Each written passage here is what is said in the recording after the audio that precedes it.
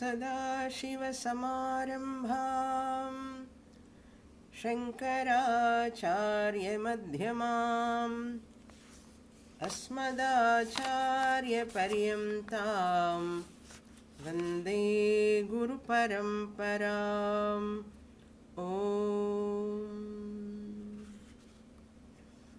పంచదశి రెండవ అధ్యాయం మహాభూత వివేక ప్రకరణం 103వ శ్లోకం. ఏషా బ్రాహ్మీ స్థితిః పార్థ నైనా ప్రాప్య విముహ్యతి స్థిత్వా స్యామంతకాలేపి బ్రహ్మ నిర్వాణమృచ్చతి.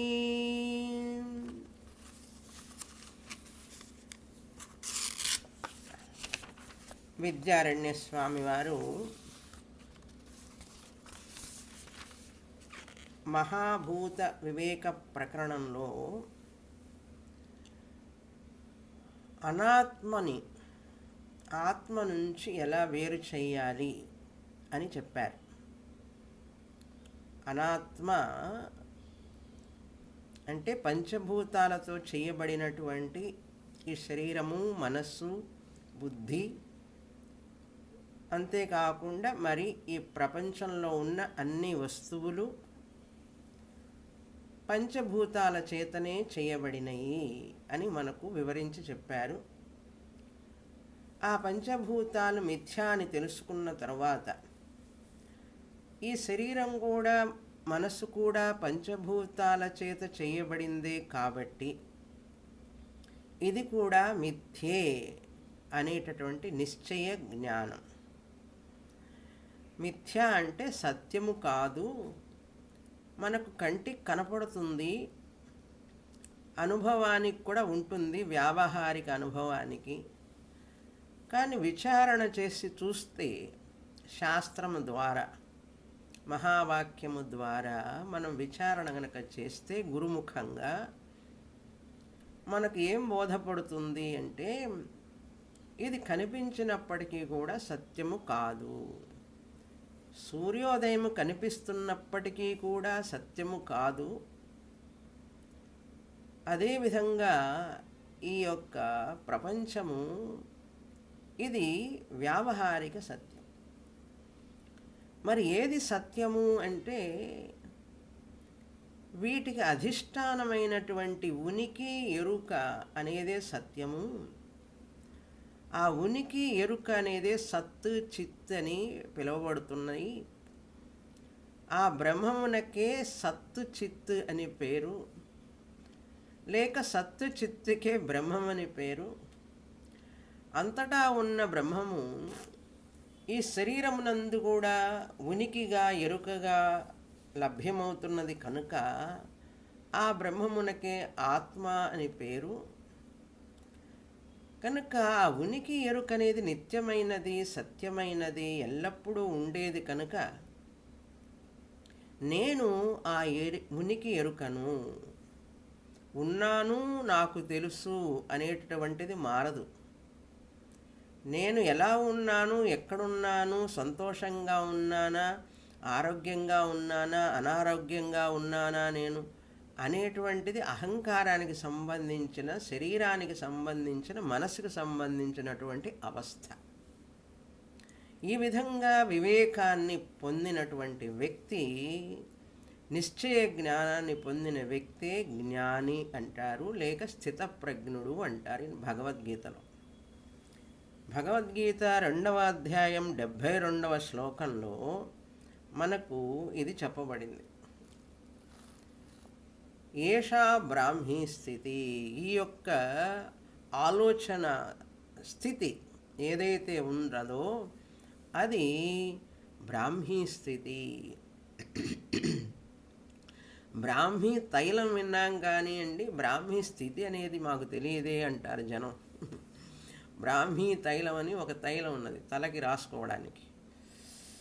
అది కాదు నాయన, ఈ బ్రాహ్మీ అనేటువంటిది బ్రహ్మమునకు సంబంధించినటువంటి అని అర్థం.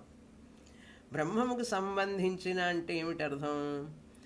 బ్రహ్మము నేను అనేటటువంటి ఆలోచనతో, వృత్తితో, ఆ వృత్తితో మనిషి ఎప్పుడూ లోపల ఆ చింతనతో ఉంటాడో అది బ్రాహ్మీ స్థితి అంటారు. అంటే అదే చింతనతో ఉంటామండి, ఎట్లా అవుతుంది, సాధ్యపడుతుంది అంటే అదే చింతనతో ఉండడం అని కాదు. ఎప్పుడైనా కష్టాలు వచ్చినప్పుడు, బాధలు వచ్చినప్పుడు ఇవన్నీ నాకు కాదు అని గుర్తుకొచ్చిందంటే బ్రహ్మీ స్థితే అది. ఈ ప్రపంచంలో నన్ను ఏది కూడా బాధించదు, నాకు మరణం లేదు, వ్యాధి లేదు, ముసలితనం లేదని గుర్తుంటే అది కూడా బ్రాహ్మీ స్థితే. కనుక ఏషా బ్రాహ్మీ స్థితి హే పార్థ. కృష్ణ పరమాత్ముడు అర్జునుడిని బోధిస్తున్నాడు.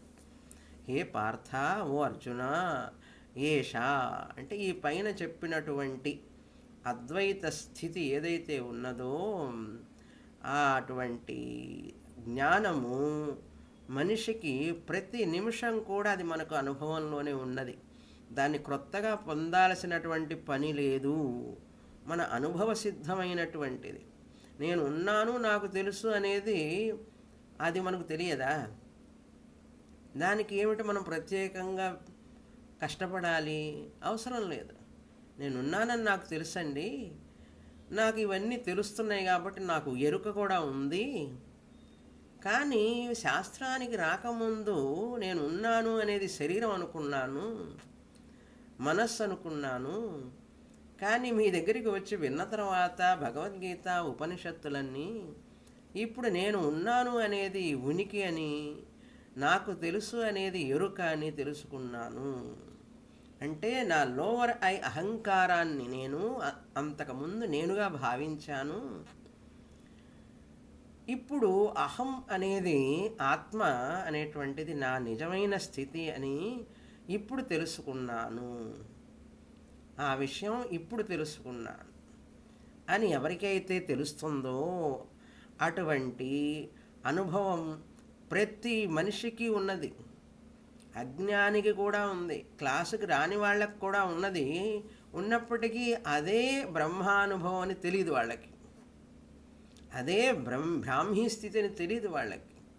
తెలియకపోవడం వల్ల వాళ్ళు దిగులు పడుతూ, బాధపడుతూ, భయపడుతూ ఉంటారు. తెలుసు కనుక మనం భయం లేకుండా, దిగులు లేకుండా ఉంటాం. అది తేడా. అటువంటి బ్రాహ్మీ స్థితి బ్రహ్మ యందు ఉనికి. ఆ ఉనికి ఎవరైతే గుర్తు చేసుకుంటూ ఉంటారో, మర్చిపోకుండా ఉంటారో. గుర్తు చేసుకోవడం అవసరమైనప్పుడు, మర్చిపోకుండా ఉండడం అవసరమైనప్పుడు. అవసరమైనప్పుడు అంటే ఏమిటి అర్థం? ఈ శారీరక, మానసిక, ప్రాపంచిక బాధలు మనల్ని బాధ పెడుతున్నప్పుడు, ఈ శరీరం ముసలితనంలో బాధపడుతున్నప్పుడు, లేకపోతే వ్యాధితో బాధపడుతున్నప్పుడు, మరణ భయం వచ్చినప్పుడు ఆ స్థితిలో జ్ఞాపకం ఉండాలి. ఎప్పుడు గుర్తుకు రావాలో అప్పుడు గుర్తుకు రావాలి. పరీక్ష రాసే పిల్లవాడికి ఎప్పుడు గుర్తు రావాలి పాఠాలన్నీ? నాకు రోజు గుర్తుంటాయండి, పరీక్ష సమయంలో మాత్రం మర్చిపోతాను అన్నాడు అనుకోండి, వాడు పరీక్ష ఏం రాస్తాడు? సమాధానాలు సరిగ్గా రాయలేడు. సంవత్సరం అంతా చదివిందంతా దేనికిరా అంటే ఆ పరీక్ష హాల్లో కూర్చున్నప్పుడు వ్రాసేటప్పుడు అన్నీ గుర్తుకు రావాలి. వస్తే వాడికి 100 మార్కులు వస్తాయి, డిస్టింక్షన్ వస్తుంది, తర్వాత నోబెల్ ప్రైజ్ కూడా వస్తుంది. అప్పుడు సరిగ్గా గుర్తు రాకుండా సంవత్సరం అంతా గుర్తుపెట్టుకున్నానంటే ఏం ప్రయోజనం ఉండదు. అదేవిధంగా ఈ ఆత్మజ్ఞానం కూడా నాకు అంతా తెలుసండి, మీరు చెప్పేటప్పుడు నాకు బాగా అర్థమవుతుంది, 6 నుంచి 7 దాకా నేను బ్రహ్మస్థితిలోనే ఉంటాను. కానీ ఇంట్లో సమస్యలు వచ్చినప్పుడు, శరీర బాధలు వచ్చినప్పుడు నాకు ఇది గుర్తుండదంటే ప్రయోజనం లేదు. ఈ ఆత్మజ్ఞానం అంతా ప్రయోజనం దేనికోసం అంటే శారీరక, మానసిక, కుటుంబ బాధలు, ఈతి బాధలన్నీ వచ్చినప్పుడు నాకు ఈ అసంగోహం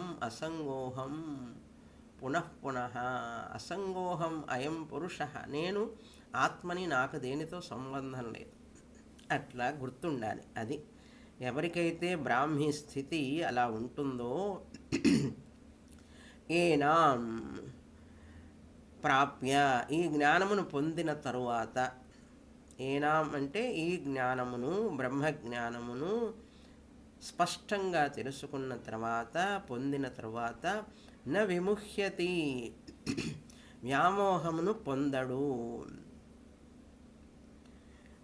ఏషా బ్రాహ్మీ స్థితి పార్థ నైనాం అనుంది చూసారా. నైనాం అంటే న ఏనాం, ఏనాం ప్రాప్య న విముహ్యతి, అట్లా చేసుకోవాలి అన్వయం.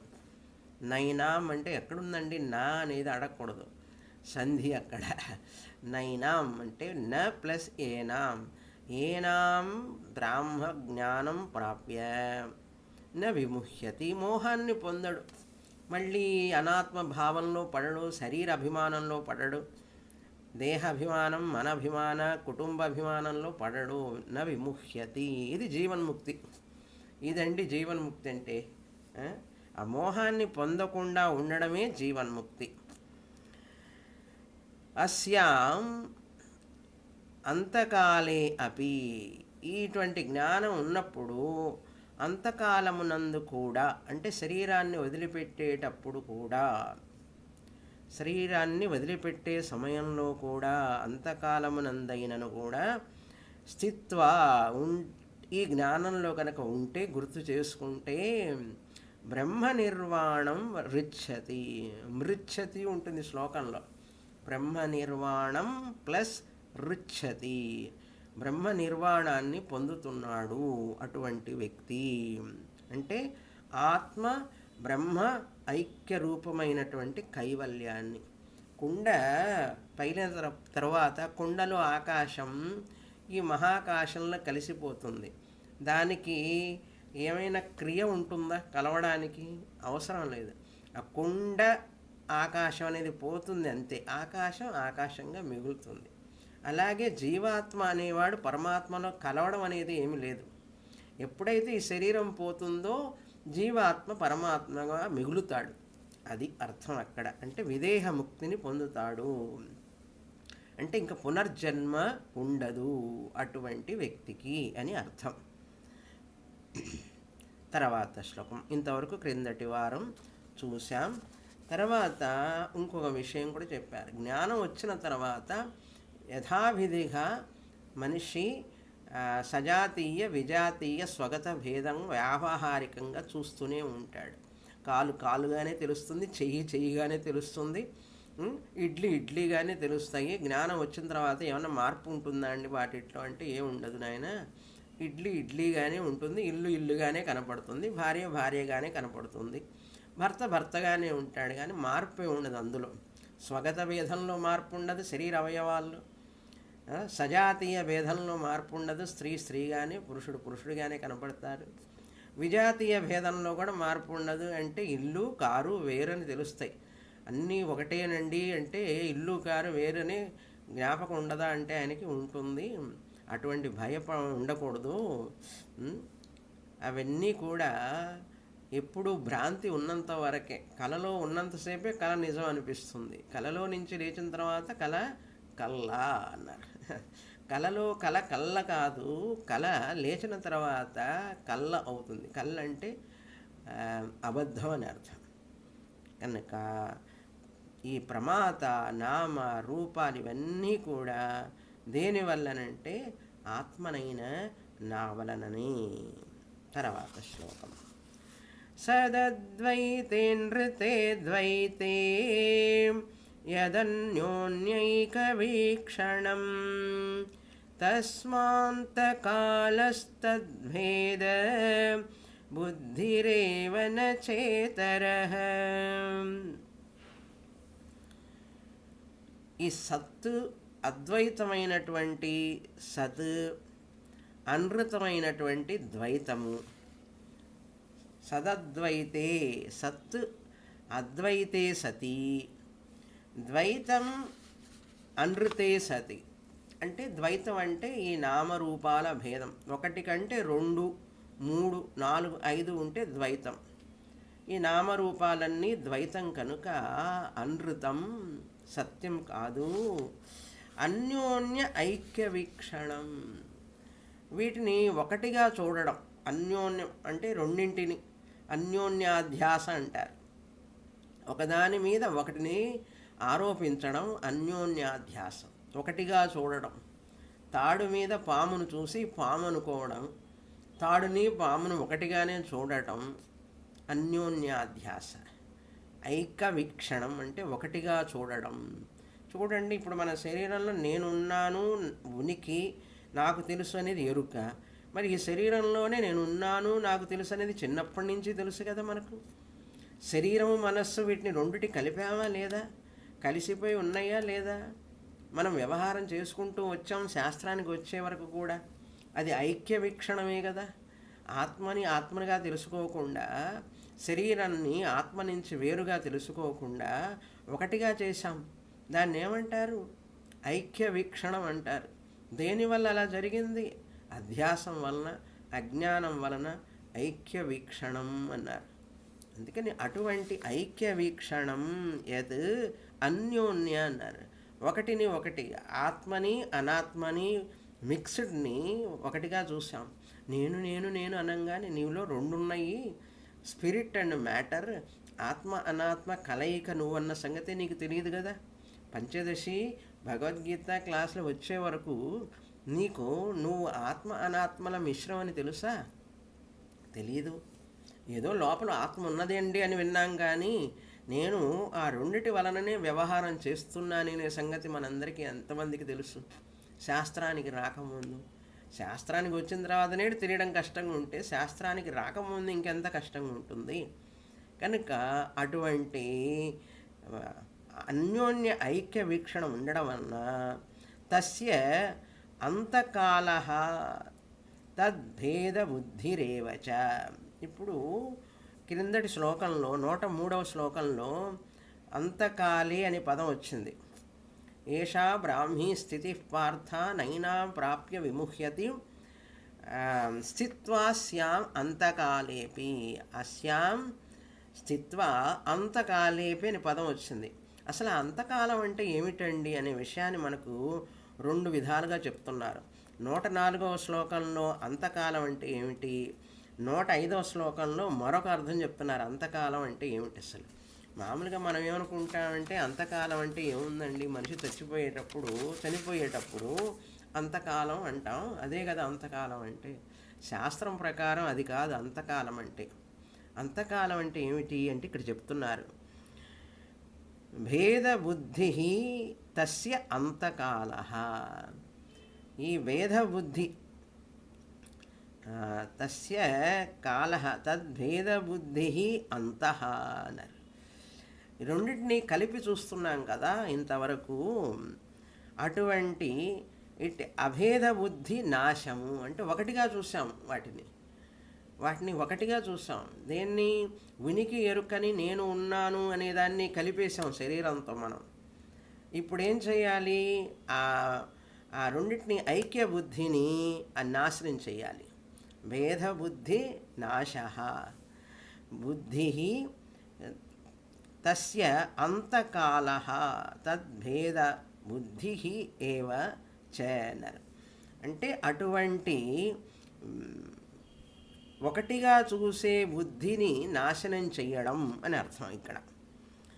భేదబుద్ధి ఏవ, సత్తు కంటే అసత్తు విలక్షణమనే జ్ఞానము అది వచ్చిన తర్వాత వాటి యొక్క అవసానం, వీటి అవసానం ఈ నామరూపాలన్నిటి యొక్క అవసానం, వాటిని పోగొట్టిన తరువాత అని అర్థం.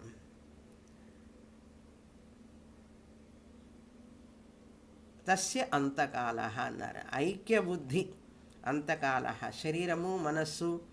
ఇక్కడ భేదబుద్ధి అంటే శరీరం వేరు, మనస్సు వేరు, ఇంద్రియాలు వేరు, ఇవి వేరు, అవి వేరు, అవన్నీ అనాత్మ అని కేటగిరీలోకి వేసాం మనం.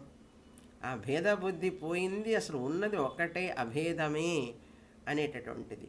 అంటే ఈ భేదబుద్ధికి అంతకాలం ఎప్పుడు వస్తుందో, ఉన్నది ఆత్మ ఒక్కటే, ఈ భేదాలన్నీ కూడా సత్యము కాదు అనేటటువంటి అంతకాలం, అది నిజమైన అంతకాలం. నచ ఇతర, మరేది కాదు. అంతకాలం అంటే మరొకటి ఏమి కాదు. ఇదే అంతకాలం అంటే, అవసాన కాలం అంటే. అవసాన కాలం అంటే ఈ భేదాలన్నీ కూడా నిజం కాదు, ఈ భేద బుద్ధి అంతా పోతే అభేదమైనటువంటి ఆత్మ ఒక్కటే ఉంటుంది అని తెలుసుకోవడమే అంతకాలం. తర్వాత శ్లోకం మరొక అర్థం చెప్తున్నారు 105వ శ్లోకంలో. అంతకాలం అంటే యద్వా అంటే లేకపోతే, మరొక అర్థం చెప్తే ఏమిటి అంటే, యద్వాంతకాల ప్రాణస్య వియోగోస్తు ప్రసిద్ధితః తస్మిన్ కాలేపి న భ్రాంతేః గతాయాః పునరాగమః. ఈ ప్రమాతృత్వం నామరూపం ప్లస్ చైతన్యం కలిసి ప్రమాత. ప్రమాత అంటే తెలుసుకునేవాడు. నేను అది తెలుసుకున్నాను, ఇది తెలుసుకున్నాను అంటున్నాం కదా, ఆ తెలుసుకునేవాడే ప్రమాత. నేనే ప్రమాతని. ఈ ప్రమాతనైన నేను మిశ్రం. ఏమిటి, ఎట్లా వచ్చింది నాకు ఈ ప్రమాత అనేటటువంటి పేరంటే, నామరూపాలతో ఉన్నటువంటి చైతన్యానికి ప్రమాత అని పేరు. నామరూపాలతో ఉన్న చైతన్యం అంటే శరీరము, ఇంద్రియాలు, ఇవన్నీ మిథ్యా ప్రమేయం. వీటి ద్వారా మనకు శరీర ఇంద్రియాలు చైతన్య కలయిక ద్వారా ప్రమేయం తెలుస్తున్నది. ప్రమాతకి ప్రమేయం తెలుస్తుంది. మనం ఏదైతే తెలుసుకుంటామో అది ప్రమేయం. ఈ యొక్క పుస్తకము ప్రమేయం, పెన్ను ప్రమేయం అంటే తెలుసుకుంటున్నాం కదా, పుష్పం ప్రమేయం. అట్లా తెలుసుకునేవాడు ప్రమాత. ప్రమేయం ఉంటే ప్రమాతని నేను. ఈ శుద్ధ సత్ అనేది మనకు తెలియదు కదా, ఆ శుద్ధ సత్ అనేటువంటిది మనం తెలుసుకోలేం. కాబట్టి ఈ శరీర మనసు ఇంద్రియాల ద్వారా శుద్ధ సత్తు తెలియబడుతోంది. ఎలక్ట్రిసిటీని తెలుసుకోలేం, బల్బు ద్వారా తెలుసుకుంటాం, ఫ్యాన్ ద్వారా తెలుసుకుంటాం, గ్రహిస్తాం ఎలక్ట్రిసిటీని. అట్లాగే నిర్విశేషం సత్, శుద్ధ సత్తుని మనం తెలుసుకోలేము. సద్బ్రహ్మము ప్లస్ నామరూపము పుష్పము. సద్బ్రహ్మము పుష్పనామరూపం, పుష్పము ఉన్నది అంటాం. అట్లాగే సద్బ్రహ్మము వ్యంజక భావ, రివీలర్ రివీల్డ్ రిలేషన్ అంటారు. పుష్పం అనేది రివీలర్, పుష్పం అనేది ఆత్మ ఈజ్ రివీల్డ్. నామరూపాల ద్వారా మనం తెలుసుకోగలుగుతున్నాం కనుక నామరూపాలు కావాలి, అవసరం. నామరూపం ఉంటేనే ఆత్మ వ్యక్తం అవుతుంది, లేకపోతే వ్యక్తం కాదు. కనుక ఈ నామరూపాలని ఇట్లా మనం ఉపయోగించుకుంటే అది చాలా ప్రయోజనం. లేకపోతే నామరూపాలే మనకు ప్రతిబంధకాలు అవుతాయి. చూడండి, శరీరం అద్దం ఉన్నది, అద్దం వల్లనే కదా ముఖం చూసుకుంటున్నాం. అలాగే శరీరం మనస్సు కూడా అద్దం లాంటిది ఆత్మ వ్యక్తం కావడానికి. కనుక సద్బ్రహ్మ చైతన్యం, సత్తు లేకుండా పుష్పం లేదు, పుష్పం ఉండలేదు. కానీ పుష్పం లేకుండా సత్తు ఉంటుంది. ఈ జ్ఞానం మనిషికి ఎప్పుడూ ఉంటుంది, ఇది పోదు అంటున్నారు. ఏమిటిది చెప్తున్నారు చూడండి. అంతకాల అంటే ప్రాణస్య వియోగ.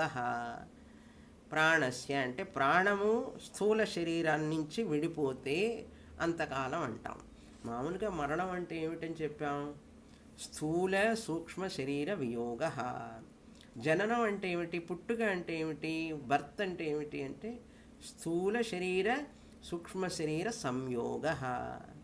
మరణకాలంలో సూక్ష్మ శరీరమైనటువంటి ప్రాణము స్థూల శరీరాన్ని నుంచి విడిపోతుంది. అందుకని ప్రాణం పోయిందండి అంటారు చూడండి. ప్రాణం పోయింది అంటే విడిచిపెట్టి వెళ్ళిపోయింది అని అర్థం. అది అంతకాల అంటారు. అస్తు ప్రసిద్ధిత, ఇది ప్రసిద్ధంగా మనం వినేటటువంటి మాట లోకంలో. అంతకాలం అవసాన కాలం అంటే ప్రాణం పోయిందండి అంటుంటారు. ఇది పాపులర్. ప్రసిద్ధిత అంటే పాపులర్ మీనింగ్ అన్నమాట మరణానికి. అందరు చెప్పేటటువంటి విషయమే ఇది. అయినప్పటికీ తస్మిన్ కాలే అపి, ఆ సమయంలో కూడా న భ్రాంతే గతాయాః భ్రాంతే పునరాగమః న. ఏమండి, మళ్ళీ ఈ జ్ఞానం పోతుందా? మరణించిన తర్వాత అది అంతకాలం అన్నప్పటికీ కూడా ఈ జ్ఞానానికి అంతకాలం లేదు. అది అర్థం. అవసాన కాలం అంటే మరణం అంటారు, ప్రాణం శరీరాన్ని విడిచిపెట్టిపోవడం అంటారు. కానీ ఇక్కడ ఏషా బ్రాహ్మీ స్థితి స్థిత్వాస్యాం అంతకాలేపి అంటే మనిషి అంతకాలం శరీరాన్ని వదిలిపెట్టినా కూడా ఆ జ్ఞానం అనేది పోదు. అది అంతకాలం అంటే అది మళ్ళీ తిరిగి రాదు అని అర్థం. దానికి అంతం లేదు, జ్ఞానానికి అంతం లేదు అని అర్థం. ఇక్కడ జ్ఞానానికి అంతం లేదు అంటే మనం బ్రహ్మము అని తెలుసుకున్న తర్వాత అది నశిస్తుందా అంటే నశించదు. ఒకసారి లెక్కలు తెలుసుకున్న తర్వాత టీచర్ చెప్పిన తర్వాత మర్చిపోతావా? జీవితాంతం గుర్తుంటుంది, మరణించేటప్పుడు కూడా గుర్తుంటుంది, ఎక్కడికి పోదు. అదేవిధంగా నేను బ్రహ్మమును అనేటటువంటిది పోవడం, మళ్ళీ భ్రాంతి రావడం ఉండదు. ఒకసారి జ్ఞానం వచ్చిన తర్వాత భ్రాంతేహే పునరాగమ న గతాయాహ, ఏ భ్రాంతి అయితే పోయిందో, గతాయాహ అంటే పోయినటువంటి, తస్మిన్ కాలే అపి అంటే మరణ సమయమునందు కూడా నేను బ్రహ్మము కాదు అనేటటువంటి జ్ఞానము, బ్రహ్మమునే అనే ఉంటుంది కానీ బ్రహ్మము కాదేమో అనేటటువంటి భ్రాంతి రాదు. మళ్ళీ పునరాగం అంటే తిరిగి రావడం, అటువంటి సమస్య లేదు అంటున్నారు. సదసత్తుల ఐక్యము అంటే వాటిని రెండు మళ్ళీ కల్పించడం, ఒకటే చేయడం అనేటటువంటి భ్రమ ఉండదు, తిరిగి రావడం అనేటువంటిది సంభవించదు అని అర్థం. తర్వాత శ్లోకం 106. నీరోగ ఉపవిష్టో వా రుగ్నో వా విలుఠన్ భువి మూర్ఛితో వా త్యజత్యేషః ప్రాణాన్ భ్రాంతిర్న సర్వదా సర్వథా. ఆ వ్యక్తి జ్ఞాని అయిన వ్యక్తి, ఏషా బ్రాహ్మీ స్థితి అంటే జ్ఞానాన్ని పొందినటువంటి స్థిరప్రజ్ఞుడైనటువంటి వ్యక్తి. నీరోగ, ఏష అంటే ఈ జీవన్ముక్తుడు అని అర్థం. ఏష అనేది రెండవ లైన్లో మధ్యలో ఉంది చూడండి. ఏష అంటే ఈ జీవన్ముక్తుడు. అసలు జీవన్ముక్తుడు అంటే ఏమిటి? జీవించి ఉండగానే నేను ఆత్మని, ఎప్పుడూ ముక్త స్వరూపమైనటువంటి బంధము లేనటువంటి ముక్తుడనైనటువంటి ఆత్మస్వరూపాన్ని తెలుసుకోవడమే జీవన్ముక్తి. అటువంటి జీవన్ముక్తుడు రోగం లేనివాడైనా కావచ్చు. అంటే మరణించేటప్పుడు కొంతమందికి జ్ఞాని అయిన వాడికి రోగం రాదు, జ్ఞాని అయిన వాడు ఇట్లా ఉంటాడు అలా ఉంటాడని చెప్పి ఊహిస్తుంటారు. అట్లాంటి ఊహలన్నీ పెట్టుకోవద్దు. ఈ శరీరానికి, మనస్సుకి, జ్ఞానానికి ఏం సంబంధం లేదు. రోగం లేనివాడైనా కావచ్చు, లేకపోతే ఉపవిష్ట సుఖంగా కూర్చున్నవాడైనా కావచ్చు. నీరోగ అంటే రోగం లేనివాడైనా కావచ్చు. రోగం లేనట్టు ఉన్నప్పుడు ఏముంటుంది? సుఖం ఉంటుంది. సుఖంగా కూర్చొని ఉన్నవాడైనా కావచ్చు. లేకపోతే రుగ్ణ, రోగి అయినా కావచ్చు. జ్ఞానికి రోగం రాదా అంటే వస్తుందండి. శరీరం ఉన్నవాడికి రోగాన్ని తప్పించుకోలేడు. ఏదో విధమైనటువంటిది, చిన్నదో పెద్దదో, ఏదో రకంగా మనిషి బాధ పెడుతూనే ఉంటుంది. కనుక రోగి అయిన వాడికి ఎట్లా అంటే జ్ఞాని అయిన వాడికి రోగం ఎట్లా వస్తుందండి అని అనకూడదు. ఆయన ఇన్ని సంవత్సరాలు జీవించాడండి, ఆయన శరీరం నుంచి మంచి సువాసన వచ్చిందండి చనిపోయిన తర్వాత కూడా అని, ఇట్లాంటివన్నీ భ్రాంతులు ఎక్కువ ఉన్నాయి జనానికి. అట్లాంటివన్నీ పెట్టుకోకూడదు. రోగము రావచ్చు, రోగం లేకుండానూ ఉండొచ్చు. అర్థమైందా? రోగం వచ్చినప్పటికీ కూడా, రుగ్ణ అంటే రోగి అయినప్పటికీ కూడా, భువి విలుఠన్, ఉపవిష్ట భువి విలుఠన్ అనేది ఆపోజిట్ అనమాట.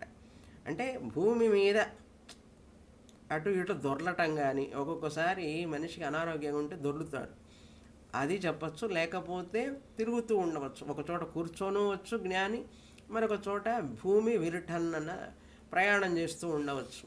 జ్ఞాని అయిన వాడు ఎక్కడికి వెళ్ళకూడదు, విదేశాలకు వెళ్ళకూడదు, ఫ్లైట్లో వెళ్ళరు, ఎక్కడికి పోరు అనేటటువంటి భావన అది సరి అయినది కాదు. అట్లాంటి భ్రాంతి ఉండకూడదు మనిషికి. అటువంటి భ్రాంతి నుంచి బయటపడాలి మనం మొదట.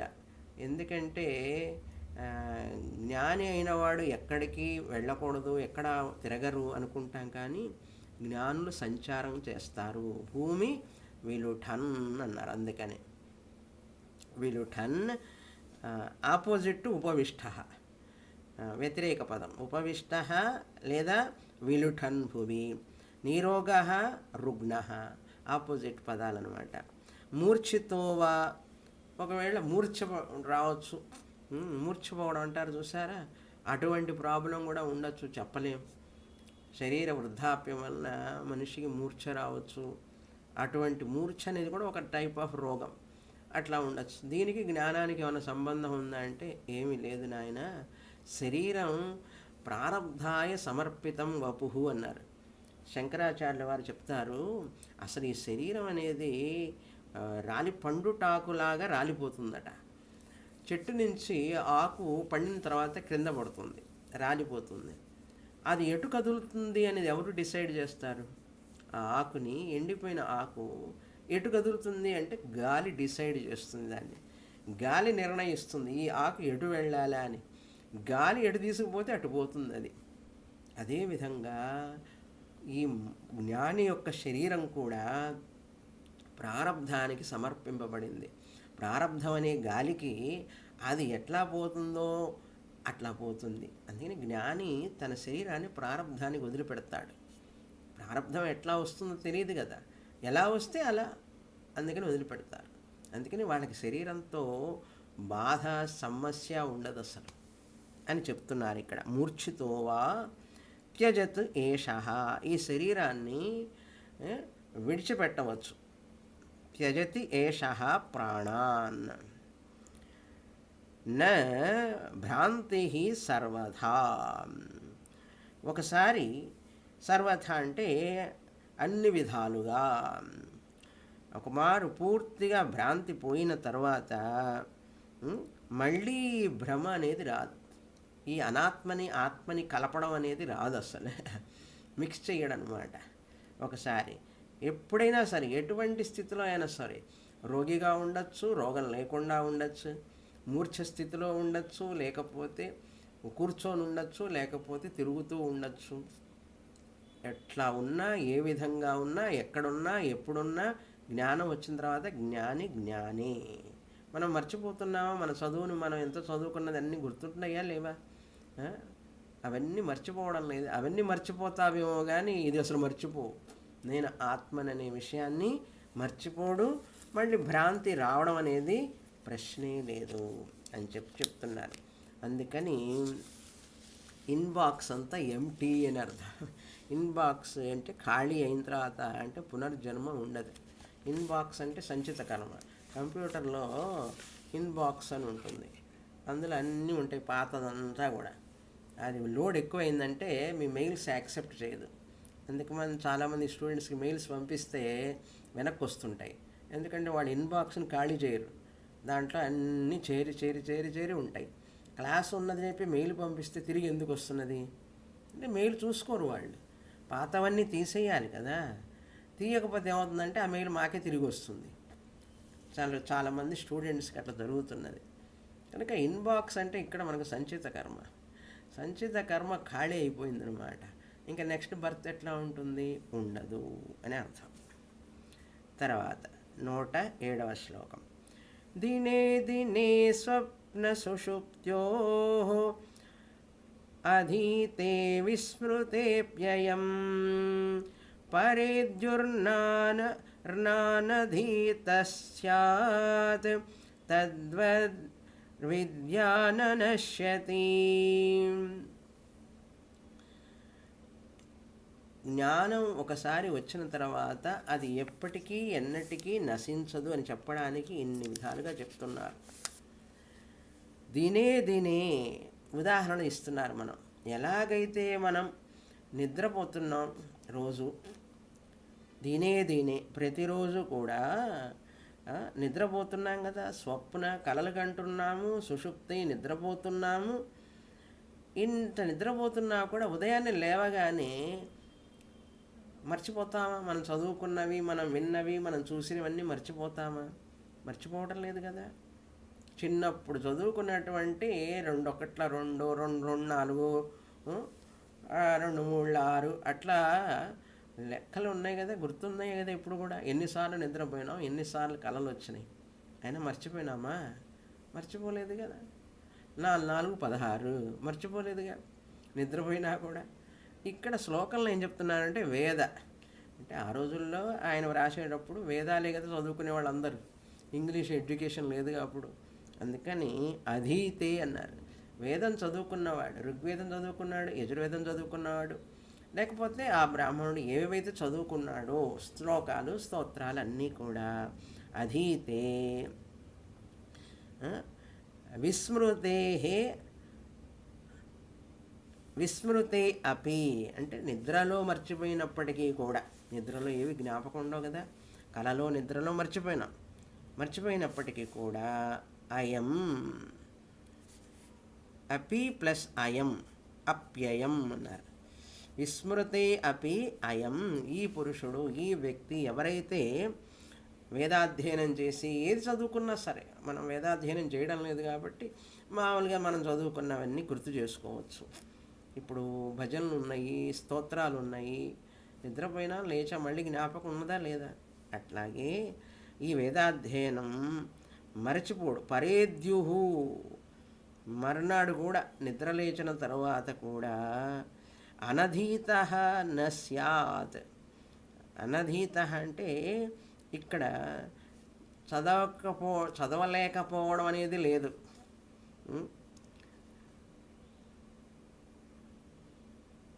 అంటే నేను చదవలేను అని అనలేడు. మన పిల్లలు స్కూల్కి వెళ్ళొస్తారు, చదువుకొని వస్తారు, నిద్రపోయి లేవంగానే వాడు మళ్ళీ ఆ పాఠాలని గుర్తుపెట్టుకొని స్కూల్లో చెప్తాడా లేదా? మర్చిపోయినామా? మర్చిపోలేదు కదా. అదేవిధంగా తద్వత్ అంటున్నారు.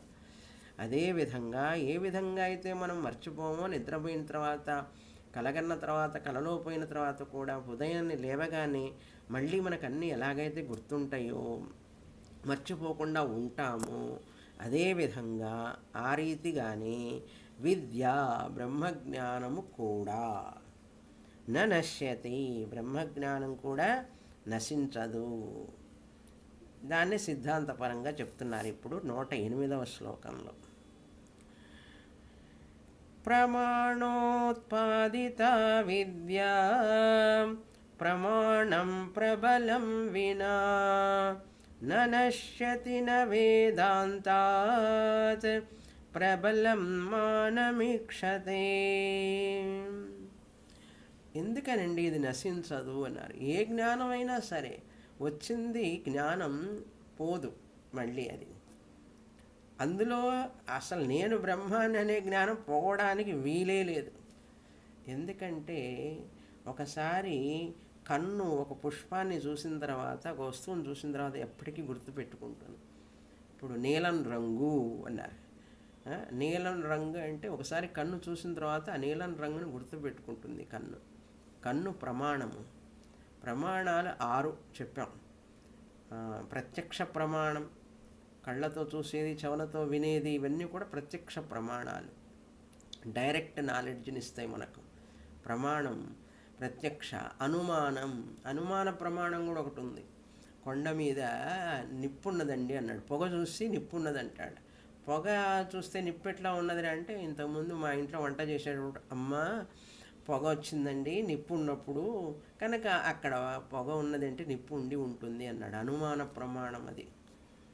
అనుమాన ప్రమాణం కూడా ప్రత్యక్ష ప్రమాణం మీద ఆధారపడి ఉంది. అనుమానం. ఉపమానం, చంద్రుడితో పోల్చడం. చంద్రుడితో పోలుస్తుంది, ఆ అమ్మాయి ముఖం చంద్రబింబంలాగా ఉంటుందండి అన్నారు. ఆ పోలిక వల్ల అమ్మాయి ఎలా ఉంటుంది అంటే చంద్రుడి బింబంలాగా ఉంటుంది, ప్రశాంతంగా ఉంటుంది, తెల్లగా ఉంటుంది, ముఖం గుండ్రంగా ఉంటుంది అనేది ఉపమానం. అది ఒక ప్రమాణమే. అది ఒక ప్రమాణమే. తర్వాత ఉపమానం అర్థాపత్తి. వర్షం వచ్చిందండి రాత్రి అని చెప్పి పొద్దున్నే చూడంగానే రోడ్డంతా నీళ్లు ఉన్నాయి. అరే వర్షం వచ్చింది రాత్రి అంటాం. వర్షాన్ని చూసావా? చూడలే. కానీ అర్థాపత్తి ప్రమాణం ద్వారా వర్షం వచ్చి ఉండాలండి, ఇన్ని నీళ్లు ఉన్నాయంటే రోడ్డంతా వర్షం వచ్చి ఉంటుంది అనే జ్ఞానం కలిగిందా లేదా? అది అర్థాపత్తి ప్రమాణం. అనుపలబ్ధి ప్రమాణం అంటే ఏమిటి? జ్ఞానాన్ని ఇచ్చేది ఏదైనా సరే ప్రమాణం అండి. అనుపలబ్ధి అంటే ఇప్పుడు నా చేతిలో ఇక్కడ ఉంది కొండ ఉన్నదా అంటే కొండ లేదు. ఇప్పుడు నా చేతిలో కొండ లేదు అన్నాం అంటే కొండ లేదు అనేటటువంటి జ్ఞానం వచ్చింది కదా. ఎట్లా వచ్చింది అంటే అభావము, కుండ యొక్క అభావము, కుండ లేకపోవడం వలన కుండ లేదు అనే జ్ఞానం వచ్చింది. అది కూడా ఒక ప్రమాణమే, అనుపలబ్ధి ప్రమాణం. ఇవన్నీ మనం తైత్రీయ ఉపనిషత్తు చెప్పేటప్పుడు చెప్పాను. ఇవన్నీ గుర్తున్నాయి అనుకుంటాను. ఏవన్నీ? ప్రత్యక్ష, అనుమాన, ఉపమాన, అర్థాపత్తి, అనుపలబ్ధి. 5 అయినయ్యా. ప్రత్యక్ష ఒక ప్రమాణం, అనుమాన రెండవ ప్రమాణం, ఉపమాన మూడవ ప్రమాణం, అర్థాపత్తి 4వ ప్రమాణం, అనుపలబ్ధి 5వ ప్రమాణం. 6వ ప్రమాణం ఏమిటి అంటే శబ్ద. శబ్దం అనేది 2 రకాలు మళ్ళీ, లౌకిక శబ్దం, వైదిక శబ్దం. లౌకిక శబ్దం అంటే మనకు న్యూస్ పేపర్, న్యూస్లో మనం వినే న్యూస్ ఇవన్నీ కూడా లౌకిక శబ్దం. ప్రపంచ విషయాల గురించి మాట్లాడేవన్నీ లౌకిక శబ్దాలు. ఆత్మ గురించి మాట్లాడే మాటలు వేదంలో చెప్పినవన్నీ కూడా అలౌకిక శబ్దం. ఇప్పుడు నువ్వు ఆత్మస్వరూపము అని చెప్పేది న్యూస్ పేపర్ చెప్తోందా, వేదం వాక్కు చెప్తోందా అంటే వేదంలో చెప్పబడింది. మనకు న్యూస్ పేపర్లో చెప్పరు. మనం రోజు న్యూస్ వింటాం ఉదయం సాయంత్రం. నువ్వు ఆత్మ అని ఎవరైనా చెప్తున్నారా? అది శబ్దమేగా, ఎవరు చెప్పడం లేదే. కనుక అది లౌకిక శబ్దం, లౌకిక ప్రమాణం. అక్కడ జ్ఞానం పొందుతున్నాం మనం న్యూస్ వల్ల.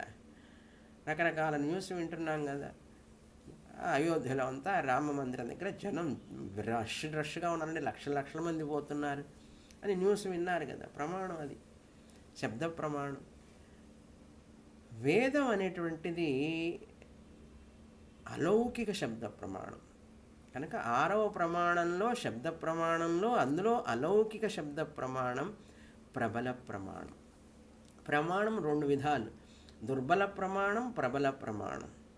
ప్రబల ప్రమాణం అంటే చాలా పవర్ఫుల్ అనమాట. ప్రబలంగా ఉంది అంటారు చూసారా, చాలా పవర్ఫుల్, శక్తివంతమైన ప్రమాణం.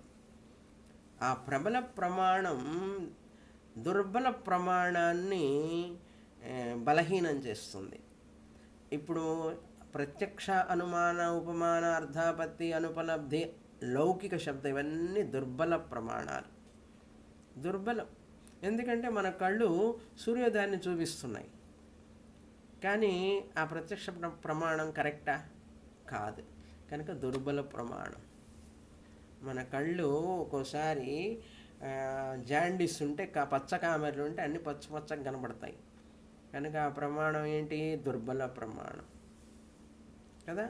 అదేవిధంగా తల్లి అన్నది అమ్మాయి ముఖం చంద్రబింబంలాగా ఉందంటే పిల్లగాడు నిజంగానే చంద్రబింబంలాగా ఉంటుందని చెప్పంటే వెళ్ళి చూస్తే వాడికి చంద్రబింబంలాగా అనిపించలే, అమ్మాయి నచ్చలే, చంద్రబింబంలాగా ఏం లేదు, నాకు నచ్చలేదు అంటాడు. అంటే ఏమైంది? దుర్బల ప్రమాణం అని అర్థం. అమ్మ చెప్పినటువంటి ఉపమాన ప్రమాణము అబ్బాయికి పనిచేయలే, దాన్ని దుర్బల ప్రమాణం అంటారు. అదేవిధంగా అర్థాపత్తి ప్రమాణం. రాత్రి అంతా వర్షం వచ్చి ఉంటుంది, రోడ్డు మీద నీళ్ళు ఉన్నాయంటే నాయన నీళ్ళ లారీలు వచ్చినా కూడా సగం నీళ్లు రోడ్డు మీదనే పోతూ ఉంటాయి, వాడు నీళ్లు వదిలినప్పుడు నీళ్లు పోతాయి, కనుక వర్షం లేకపోయినా కూడా నీళ్లు రావచ్చు. కనుక అర్థాపత్తి కూడా దుర్బల ప్రమాణం. లౌకిక శబ్దాలు కూడా న్యూస్ పేపర్లో వాడు చెప్పేవన్నీ ఫేక్ న్యూస్ అంటున్నారు చూసారా, ఫేక్ న్యూస్ కావచ్చు ఏవైనా సరే. కానీ వేద ప్రమాణం, అలౌకిక శబ్ద ప్రమాణం ప్రబల ప్రమాణం. ఈ ప్రబల ప్రమాణం అన్ని ప్రమాణాలను నిషేధించగలదు, కానీ దుర్బల ప్రమాణాలైనటువంటి ప్రత్యక్ష, అనుమాన, ఉపమాన, అర్థాపత్తి, అనుపలబ్ధి, లౌకిక శబ్ద ప్రబల ప్రమాణాన్ని తాకలేవు, ప్రబల ప్రమాణాన్ని ఏం చేయలేవు. అంటే ప్రబల ప్రమాణమైనటువంటి మహావాక్యము నువ్వు ఆత్మ అని చెప్పింది అంతే, ఇంకా దానికి తిరుగులేదు. ఈ యొక్క ప్రమాణాలన్నీ కూడా దుర్బల ప్రమాణాలు.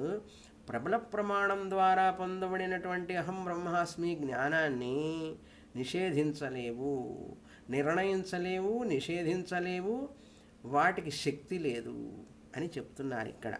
ప్రమాణ ఉత్పాదిత విద్య. ప్రమాణం వలన, అంటే ప్రమాణం అంటే అంటే జ్ఞానం, జ్ఞానాన్ని ఇచ్చేది ఏదో అది ప్రమాణం.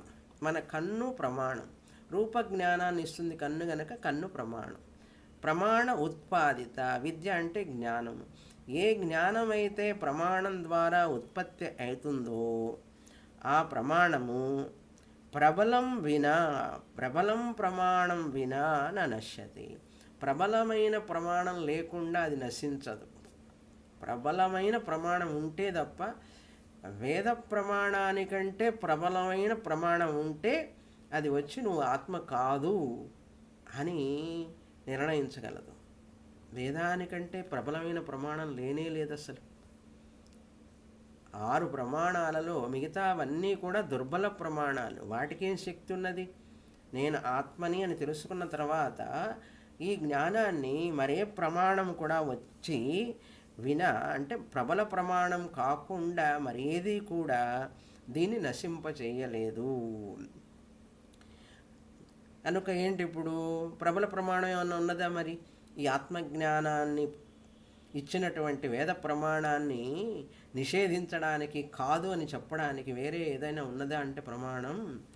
న వేదాంతాత్ ప్రబలం న మానం ఈక్షతే. వేదాంతాత్, వేద ప్రమాణానికంటే ప్రబలమైనటువంటి ప్రమాణం, మానం అంటే ప్రమాణం, వేదాంతాత్ ప్రబలం మానం ప్రమాణం న ఈక్షతే. వేదాంతము కంటే ప్రబలమైన ప్రమాణము మరేదీ లేదు అన్నారు. అందుకని ఒకసారి జ్ఞానం వచ్చిన తర్వాత దాన్ని ఎవ్వరూ కూడా ఎక్కడ, ఎప్పుడు, ఎన్నటికీ, ఎవరి చేత కూడా అది నిషేధింపబడదు. అందుకని మనకు వచ్చే ఈ బ్రహ్మజ్ఞానము నిత్యమైనది, సత్యమైనది, శాశ్వతమైనది. మరి ఏ జ్ఞానమైనా సరే ఒకప్పటికి నశించేదే, దుర్బలమైనటువంటివే. ఒక ప్రమాణం వచ్చి ఆ ప్రమాణం మరొక ప్రమాణ జ్ఞానాన్ని పోగొట్టగలదు. కానీ బ్రహ్మజ్ఞానం వేద ప్రమాణం ద్వారా వచ్చింది, దాన్ని మించిన ప్రబల ప్రమాణం లేదు. కనుక ప్రబలమైనటువంటి వేద ప్రమాణం ఇచ్చే జ్ఞానము కూడా చాలా ప్రబలమైనది, దాన్ని ఎవరు తొలగించలేరు. అందుకని బ్రహ్మజ్ఞానం అనేటువంటిది దాన్ని మించిన జ్ఞానం లేనే లేదు ప్రపంచంలో. అది ఇచ్చే దేని వలన వస్తుంది? ఆ వేద ప్రమాణం, ప్రబల ప్రమాణం. దాన్ని మించిన ప్రమాణం లేనే లేదు ప్రపంచంలో. అది విషయం. తర్వాత 109వ శ్లోకం, చివరి శ్లోకం. ఈ చివరి శ్లోకంలో ఒక కరెక్షన్ ఉంది. తస్మాద్ వేదాంత సంసిద్ధం అని ఉండాలి, సంసిద్ధిం అని ఉన్నది కొన్ని పుస్తకాల్లో. మీకు పంపించిన దాంట్లో సంసిద్ధిం అని ఉండి ఉంటుంది. కనుక సంసిద్ధిం అనేది కాదు, సిద్ధం అని రాసుకోండి. తస్మాద్వేదాంత సంసిద్ధం సదద్వైతం న బాధ్యతే అంతకాలేప్యతో భూత వివేకా నిర్వృతిస్థిత. తస్మాత్, వేదాంతముల కంటే ప్రబలమైనటువంటి ప్రమాణము మరి ఒకటి లేదు కనుక అని అర్థం. తస్మాత్ అంటే ఈ కారణం చేత. ఏ కారణము అంటే వేదాంతముల కంటే, అంటే వేదాంత ప్రమాణము కంటే. వేదాంత ప్రమాణం అంటే ఏమిటి? మహావాక్యం తత్వమసి, అహం బ్రహ్మాస్మి. ఈ ప్రమాణముల కంటే ప్రబలమైనటువంటి ప్రమాణము మరొకటి లేదు కనుక. పైన చెప్పిన శ్లోకంలో ప్రబల ప్రమాణము ఉపజీవ్య ప్రమాణం, మిగతావన్నీ ఉపజీవక ప్రమాణం. ఆ ప్రమాణాలన్నీ కూడా ఈ ప్రమాణం ముందు బలాదూర్ అంటుంటారు. తెలుగులో చూసారా? బలాదూర్ అంటే ఏమిటి? ఎందుకు పనికిరావు. అవన్నీ అనిత్యం. అవి ఇచ్చేది కూడా, ఆ ప్రమాణాలన్నీ ఇచ్చేవి కూడా మిథ్యాజ్ఞానం, అనాత్మ జ్ఞానం, అనిత్య జ్ఞానం. ఆ జ్ఞానం ఉంటే ఎంత, పోతే ఎంత. కానీ ప్రబల ప్రమాణం, వేద ప్రమాణం ఇచ్చేది నిత్య జ్ఞానం, సత్య జ్ఞానం. అది తెలుసుకున్న తర్వాత ఇంకా ప్రపంచంలో నువ్వే మహారాజువి. ఆ జ్ఞానం వల్ల ఆనందంతో, జ్ఞాని ఆనందంతో పాట పాడతాడు. ఉపనిషత్తులు, తైత్రీయ ఉపనిషత్తులో శ్లోకాలు చదువుతాడు. అహం వృక్షస్యరేరివా కీర్తి పృష్టం గిరేరివా ఊర్ధ్వపవిత్రో వాజినీవ స్వమృతమస్మి ద్రవిణగుం సవర్చసం సుమేధా అమృతోక్షిత. త్రిశంకుర్ వేదానువచనం అన్నారు. త్రిశంకు అనేటువంటి జ్ఞాని అంటాడు, నేనే ఈ ప్రపంచం మొత్తానికి అధిష్టానం అని చెప్పి హాగా చెప్పుకుంటుంటాడు. అట్లాగే తైత్రీయోపనిషత్తులో ఆనందో బ్రహ్మీ దివ్యజానాత్ అని చెప్పినప్పుడు ఆనందాన్ని, తన స్వరూపాన్ని తెలుసుకున్నటువంటి జ్ఞాని ఆహా హా ఊహా ఊహా ఊ అహమన్నం అహమన్నం అహమన్నం అహమన్నాద హగ్శ్లోకృత హగ్శ్లోకృత హగ్శ్లోకృత్ అని చెప్తూ నేనే ప్రమాత, నేనే ప్రమేయం, నేనే ప్రమాణం, అన్నీ కూడా నేనే అన్నారు. భావము నేనే, పాట నేనే, పాడేవాడిని నేనే, అన్నీ నేనే. ఎట్లాగే బ్రహ్మార్పణం బ్రహ్మ విలువ భగవద్గీతలో చెప్పినట్లు తినేవాడిని నేనే, జీర్ణం చేసుకునేవాడిని నేనే, భోజనము నేనే, భోగ్యము నేనే, అంతా నేనే అన్నాడు. ఎందుకంటే రెండవది సత్యమైన పదార్థం లేదు కనుక. నేనే ప్రమాతని, నేనే ప్రమేయాన్ని, నేనే ప్రమాణాన్ని, ఆత్మనైన నేనే సత్యం కనుక మిగతావన్నీ అవన్నీ కూడా నిజం కాదు కనుక. శరీరం కూడా నిజం కాదు. కానీ ఇదంతా తెలుసుకోవాలంటే శరీరంతోనే తెలుసుకోవాలి, శరీరం కావాలి కనుక శరీరమాద్యం ఖలు ధర్మ సాధనం. ఇవన్నీ తెలుసుకోవడానికి శరీరం ఒక సాధనం. దీన్ని చక్కగా కాపాడుకుంటూ మనస్సుని, బుద్ధిని, శరీరాన్ని ఆరోగ్యంగా ఉంచుకుంటూ దీన్ని సద్వినియోగం చేసుకుంటూ ఈ జ్ఞానాన్ని పొందడానికి మనకిచ్చినటువంటి ఒక సాధనం శరీరం. మనస్సు ఒక సాధనం, బుద్ధి ఒక సాధనం. ఇలా తెలుసుకున్న వ్యక్తి ఎంత ఆనందంగా ఉంటాడు ప్రపంచంలో. ఇలా తెలుసుకున్న వాళ్ళనే కదా మన వేదాలన్నీ కూడా మనకు ఉపదేశం చేస్తున్నాయి, గురువులందరూ ఉపదేశం చేస్తున్నారు కనుక సమయాన్ని వృధా చేసుకోకుండా త్వరగా చదువుకుంటే చిన్నప్పుడే జ్ఞానం వచ్చిందనుకోండి, 30 ఏళ్ళ జ్ఞానం వస్తే 70 ఏళ్ళు ఇంకా ఆనందంగా జీవించవచ్చు జ్ఞానిగా. 100 ఏళ్ళు వేసుకుందాం, 100 ఏళ్ళు అనుకుందాం ఆయుష్, ఇంకా ఎక్కువే ఉండొచ్చు, 116 సంవత్సరాలు. 50 ఏళ్ళకి వచ్చిందనుకోండి, 50 ఏళ్ళు బ్రహ్మజ్ఞానంతో ఆనందంగా ఉంటాడు. 70 ఏళ్ళకి వస్తే 30 ఏళ్ళు 40 ఏళ్ళు ఆనందంగా ఉంటాడు. 90 ఏళ్ళకి వచ్చిందనుకోండి 10-15 ఏళ్ళే ఆనందం. 95వ ఏట జ్ఞానం వస్తే 5 ఏళ్ళే బ్రహ్మానందాన్ని అనుభవించగలడు. కనుక ఎంత త్వరగా జ్ఞానం వస్తే అంత ఎక్కువ బోనస్ అన్నమాట. లైఫ్ అంతా కూడా బోనస్, ఆనందంగా ఉండొచ్చు. అది ఎవరికి భాగ్యం అంటే మీలాంటి వాళ్ళకి వేదాంతం చదువుకొని ఆనందంగా అనుభవించే వాళ్ళకి తెలుస్తుంది దాని సంగతి. మిగతా వాళ్ళకి పాపం టైం పడుతుంది తెలుసుకోవడానికి. అందరూ ఆ మార్గంలోనే ప్రయాణం చేస్తున్నారు, ప్రతి ఒక్కరూ కూడా. ఇక్కడ ఏం చెప్తున్నారు, తస్మాత్ వేదాంత సంసిద్ధం. కనుక వేదాంతం వలన అఖండ ఆత్మ నేను మహావాక్యం ద్వారా, అఖండైక మహావాక్యం చెప్తున్నటువంటి వేదాంతం వలన కలిగినటువంటి సంసిద్ధం, వేదాంత సంసిద్ధం మహావాక్యం వలన కలిగినటువంటి ఈ జ్ఞానము ఏమిటది? సదద్వైతం. సత్ అంటే సత్పదార్థము, ఎప్పటికీ ఉండేటటువంటిది సత్. దానికి ఎప్పటికి కూడా నాశం లేదు. సర్వదా అస్తి ఇది సత్ అన్నారు. ఎల్లప్పుడూ ఉండి త్రికాలి అపి తిష్టతి ఇది సత్, దాన్ని సత్పదార్థం. అద్వితీయత్వం, అద్వైతం అంటే రెండవది నిజమైన వస్తువు లేనటువంటిది.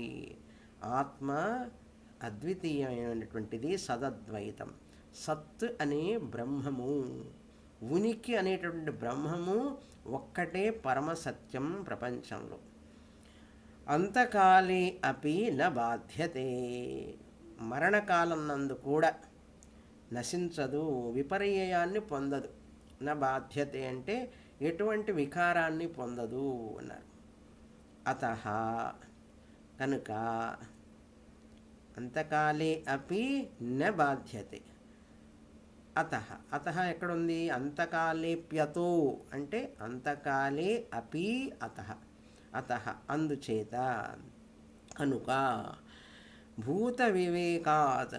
ఈ రెండవ అధ్యాయంలో పంచభూత వివేకం వలన, పంచభూతముల నుండి, వివేకం అంటే ఇక్కడ సద్వస్తువు నుండి మనం ఈ యొక్క అనాత్మని విడదీశాం. మనస్సు, బుద్ధి, చిత్త, అహంకారం ఇవన్నీ పంచభూతాల చేత చేయబడినవి.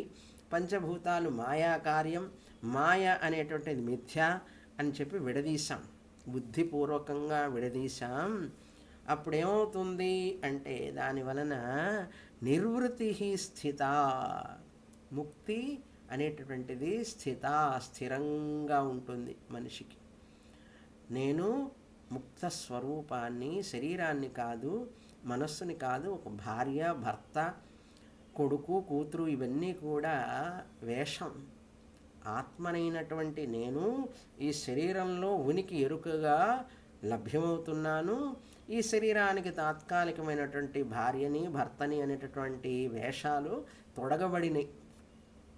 ఈ యొక్క భార్య, భర్త, నేను, ఈ కుటుంబం ఇవన్నీ వీటి వలన నేను ఎదిగి వాటి ద్వారా నా యొక్క అర్థ పురుషార్థాలను, కామ పురుషార్థాలను పూర్తి చేసుకొని మోక్ష మార్గానికి ఉపయోగించుకున్నాను అంటే నా అంతటి వివేకవంతుడు ప్రపంచంలో ఎవరూ లేరు. ఆ వ్యక్తి మాత్రమే వివేకవంతుడు. కనుక మీరందరూ వివేకవంతులు, వివేకవంతులే కదా. ఎందుకంటే ఈ శరీరాన్ని చక్కగా సద్వినియోగం చేసుకుంటున్నారు, వింటున్నారు ఇటువంటి శాస్త్రాన్ని. కష్టపడి వింటున్నారా లేదా? మరి అందుకని నిర్వృతి స్థిత, ముక్తి స్థిరమైనటువంటి, నిర్వృతి అంటే మోక్షము అని అర్థం, స్థిత అంటే స్థిరమై ఉంటుంది. ఇది ఇంతటితో రెండవ అధ్యాయం పంచమహాభూత వివేకం అయిపోయింది. అంటే ఆత్మ అనాత్మల వివేకం, విభజించి చూడడం. అనాత్మని అనాత్మగా, ఆత్మని ఆత్మగా విభజించి తెలుసుకుంటే అనాత్మతో ద్వారానే తెలుసుకుంటున్నాం. చూడండి, ఈ శరీరం, మనసు, బుద్ధి ద్వారానే వింటున్నాం, తెలుసుకుంటున్నాం, చూస్తున్నాం, చదువుతున్నాం. చేతిలో కుండ పెట్టుకొని కుండ లేదంటున్నావా లేదా? అట్లాగే శరీరం ఉపయోగిస్తూనే నేను శరీరాన్ని కాదు. మనోబుద్ధి అహంకార చిత్తాని నాహం నచ ప్రాణ సంజ్ఞో నచై పంచవాయు. నేను ఈ ప్రాణాన్ని కాదు, శరీరాన్ని కాదు, మనస్సుని కాదు, ఉపయోగించుకుంటూనే చెప్తున్నాం. అదే నోటిని ఉపయోగిస్తున్నాం, కళ్ళు ఉపయోగిస్తున్నాం, చేతులు ఉపయోగిస్తున్నాం, అన్నీ ఉపయోగిస్తున్నాం. ఎందుకంటే శుద్ధమైనటువంటి సత్తునైన నేను మాట్లాడలేను, చూడలేను, నాకు రూపం లేదు కదా. కనుక ఆ రూపాన్ని ఉపయోగించుకొని నన్ను నేను అద్దంలో చూసుకున్నట్లుగా ముఖం, ఆ అద్దాన్ని తుడిచి చేస్తాం నా రూపాన్ని చూసుకోవడానికి, ముఖం చూసుకోవడానికి. అదేవిధంగా ఈ శరీరం, మనస్సు అనే అద్దాన్ని శుభ్రంగా తుడిచి అద్దాన్ని తుడిచినట్లు మనస్సుని శుద్ధం చేసుకొని, శరీరాన్ని శుద్ధంగా ఉంచుకొని భగవంతుడికి అర్పించి దాన్ని తయారు చేసుకుంటే ఏం చేస్తుంది శాస్త్రం? మనకు నువ్వే ఆత్మ అని తెలియజేస్తుంది. అది జరిగే విషయం ఇక్కడ. ఓకే. ఓం పూర్ణమదః పూర్ణమిదం పూర్ణాత్ పూర్ణముదచ్యతే పూర్ణస్య పూర్ణమాదాయ పూర్ణమేవావశిష్యతే. ఓం శాంతి శాంతి శాంతి. హరి ఓం. శ్రీ గురుభ్యో నమః. హరి ఓం.